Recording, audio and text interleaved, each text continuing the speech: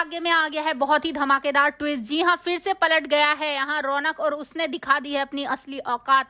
जी हाँ, सीरियल बहुत ही धमाकेदार चल रहा है, जहां आप आने वाले ट्विस्ट में देखने वाले हैं कि असल में होता कुछ ऐसा है कि एक तरफ जहां अब प्रार्थना जब रिक्वेस्ट करती है रौनक से और उसे लेकर घर आ जाती है ताकि वो सच बता सके, और यहाँ पर प्रार्थना वो अपने ऊपर लगे दाग को मिटा सके, जिसके बाद यहाँ पर होता भी कुछ ऐसा ही है। जी हाँ, यहाँ पहले आकर सारा सच बताता है रौनक और उसके बाद अब यहाँ पर वो बताता है कि उस दिन जब प्रार्थना मेरे पास आई थी तो वो तुमसे प्यार की बात कर रही थी और उसने तो मुझे थप्पड़ तक मारा था। जिसके बाद यहाँ पर अब जो शिवांश होता है वो बहुत ही ज्यादा इमोशनल सा हो जाता है, क्योंकि उसे भी प्रार्थना पर यकीन होता है कि प्रार्थना ऐसा कुछ नहीं कर सकती। जी हाँ, इसके बाद वो प्रार्थना को गले से लगा लेता है, लेकिन तभी आती है बीच में सोनालिका को और दोनों को दूर कर देती है और कहती है कि तुमने इसका सच तो सुन लिया, अब मैं तुम्हें सच सुनाती हूँ, सच है क्या।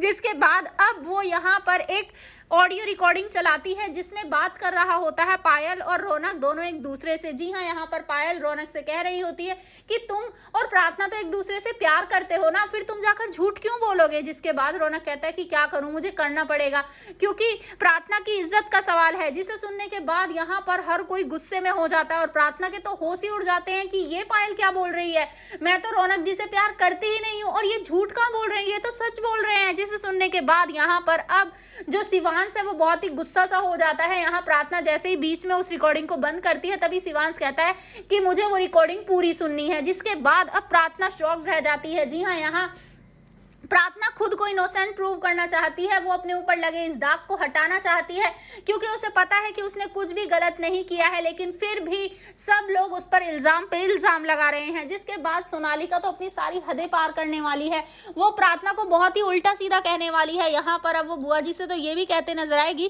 कि अगर वो लड़की खुद को प्रूव ही नहीं कर पाई है तो अब वो इस घर में क्या कर रही है, अपना सामान लेके निकल क्यों नहीं जाती है। जिसके बाद यहाँ पर अब जो शिवांश होता है वो सोने के लिए चला जाता है, तभी प्रार्थना उससे कहती है कि अभी कुछ समय बाकी है, मैं खुद को प्रूव करके रहूंगी। जी हाँ, यहाँ पर अब प्रार्थना ने फिर से कह दिया है शिवांश से कि वो प्रूव करेगी, लेकिन कैसे, क्योंकि दूसरी तरफ शिवांश रात में जब डरता है तो उसके पास सोनालिका पहुंच जाती है और कहती नजर आती है कि तुम चिंता मत करो, मैं हमेशा तुम्हारे साथ हूँ क्योंकि मैं तुमसे प्यार करती हूँ और तुम मुझसे प्यार करते हो। जिसके बाद शिवांश भी काफी इमोशनल सा नजर आता है क्योंकि कहीं ना कहीं वो भी प्रार्थना से प्यार करने लग गया है।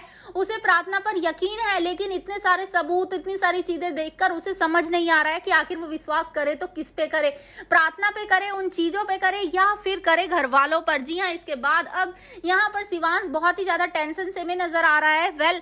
अब लग रहा है कि यहाँ पर रौनक तो सच प्रूव नहीं होने देगा, तो क्या सच में प्रार्थना को ये घर छोड़कर जाना ही पड़ेगा, हमेशा हमेशा के लिए शिवांश को छोड़ना ही पड़ेगा। आपको क्या लगता है, क्या शिवांश और प्रार्थना को मिलकर सच का पता करना चाहिए? आप हमें जरूर कमेंट करें। ऐसी खबरों से जुड़े रहने के लिए हमारे चैनल को जरूर सब्सक्राइब कर लें।